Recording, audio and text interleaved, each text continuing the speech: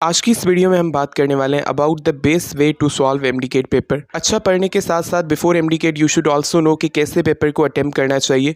If you know the correct way of attempting MDCAT paper then surely आप बहुत अच्छा score कर पाएंगे। तो इस वीडियो में मैं आपको वो बेस्ट मेथड्स बताऊंगा जिनको अप्लाई करके आप बहुत अच्छे से एमडीकेट पेपर सॉल्व कर पाएंगे and you will secure very good score with these approaches. So let's begin.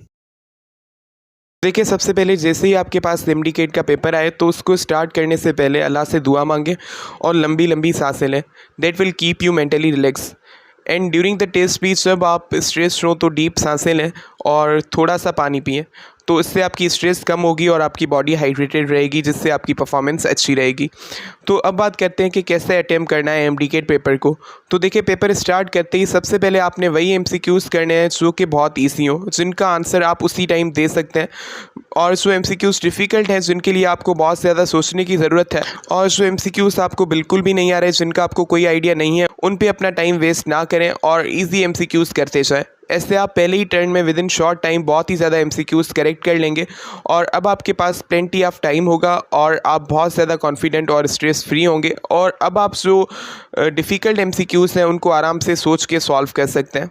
अगर कोई ऐसा एमसीक्यूज़ है जिसका आंसर आपको बिल्कुल भी नहीं आ रहा, कोई आइडिया नहीं है आपको, तो आपको उस पर स्टक नहीं रहना, आपको आगे बढ़ते जाना है और दूसरे जो एमसीक्यूज़ है वो सॉल्व करते जाएं और इनको आप बिल्कुल इन द एंड में करें। इन द एंड ये लाजमी चेक करें कि कोई भी एमसीक्यूज़ आपने मिस ना किया हो। अगर कोई नहीं भी आ रहा बिल्कुल, फिर भी आप उसका कोई ना कोई ऑप्शन ज़रूर टिक करें। अब देखिए आप जब भी एमसीक्यूज़ बीच में से स्किप कर रहे हैं तो क्वेश्चन पेपर में आप ज़रूर मार्क करें, ताकि नेक्स्ट राउंड में जब आप फिर से उन एमसीक्यूज़ पे आएँ तो आपका टाइम सेव हो, आपको आराम से पता लग जाए कि ये एमसीक्यूज़ मैंने स्किप किया था और उसको ढूंढने में आपका टाइम ज़ाया ना हो। अब देखिए जब भी कोई एमसीक्यूज़ बीच में स्किप कर रहे हैं तो देयर इज़ चांस कि आप गलती से दूसरे एमसीक्यूज़ का आंसर बबल शीट पे उस क्वेश्चन पे फिल कर देंगे, तो इससे आपके बहुत सारे एमसीक्यूज़ गलत हो सकते हैं सीक्वेंस रॉन्ग होने की वजह से।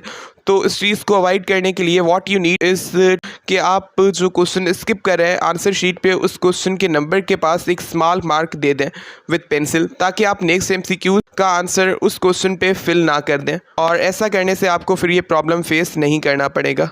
तो अब बात आती है कि कौन से पोर्शन से आपने टेस्ट को स्टार्ट करना है। तो देखिए जिस पोर्शन पे, जिस सब्जेक्ट पे आपकी अच्छी ग्रिप हो, जो आपको इजी लगता है, तो उसी से आपको स्टार्ट करना चाहिए। बट आई विल सजेस्ट कि आप बायोलॉजी से स्टार्ट करें, बिकॉज इसमें तकरीबन सारे क्वेश्चंस इजी रिकॉल वाले होते हैं, तो आप इजीली उनको जल्दी से सॉल्व कर लेंगे। एंड आई विल सजेस्ट कि जो लॉजिकल रीजनिंग पोर्शन है उसको आप लास्ट में सॉल्व करें, बिकॉज इन एमसीक्यूज़ को सॉल्व करने के लिए थिंकिंग या रीजनिंग रिक्वायर होती है and it will take time. So ये आपको स्ट्रेटजी फॉलो करनी चाहिए। अब देखें एक दूसरी चीज़ कि एक एक एमसीक्यूज़ सॉल्व करते करते आंसर शीट पे फिल करते जाएं, आफ्टर सॉल्विंग मल्टीपल एमसीक्यूज़ फिर आप बबल शीट को फिल करें। अब देखें आई विल सजेस्ट कि क्वेश्चन पेपर के एक पेज पे जो एमसीक्यूज़ आप कर रहे हैं वो करने के वक्त आप क्वेश्चन पेपर पे टिक करें, देन आप उन सब का जो आंसर है बबल शीट पे फिल करें। ऐसा ना करें कि 40-50 एमसीक्यूज़ आपने तकरीबन क्वेश्चन पेपर पे ही सॉल्व कर लिए और देन आप फिल कर रहे हैं बबल्स, तो ऐसा आपने नहीं करना। आप 6-7 एमसीक्यूज़ करके फिर बबल्स फिल कर लें, या आप ऐसा भी कर सकते हैं कि जो आप क्वेश्चन कर रहे हैं उसी टाइम पे आप उसका बबल आंसर शीट पे फिल कर दें। You can also do this. अब बात आती है कि how to fill bubbles correctly and quickly, कि बबल्स को करेक्टली और क्विकली कैसे फिल करना है।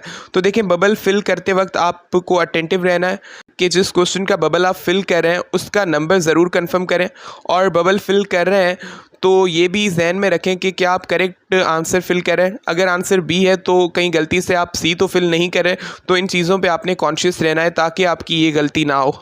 एक और इम्पॉर्टेंट बात कि अगर आपको ज़्यादा एमसीक्यूज़ नहीं भी आ रहे तो भी आपको स्ट्रेस नहीं लेनी, बिकॉज इससे आपको जो आ रहा है वो भी आप सही से प्रोड्यूस नहीं कर पाएंगे। अगर फॉर एग्जांपल आपको 120 से 30 एमसीक्यूज़ भी करेक्ट आते हैं तो आप उनको जल्दी जल्दी करके फिर दूसरे क्वेश्चंस को ऐसा ऐसा सही से गेस करके अगर करेंगे तो आराम से आपका स्कोर 160 से 170 तक पहुंच जाएगा। But the thing that you need is positive mindset and confidence. जैसे स्ट्रेस नहीं लेना, आराम से करते जाना है, तो इससे आपका स्कोर बहुत अच्छा जाएगा। तो ये वो डिफरेंट मेथड्स हैं जिनको यूज़ करके आपने पेपर को अटेम्प्ट करना है to get full marks. I hope आपका पेपर अच्छा जाएगा। Good luck and thank you very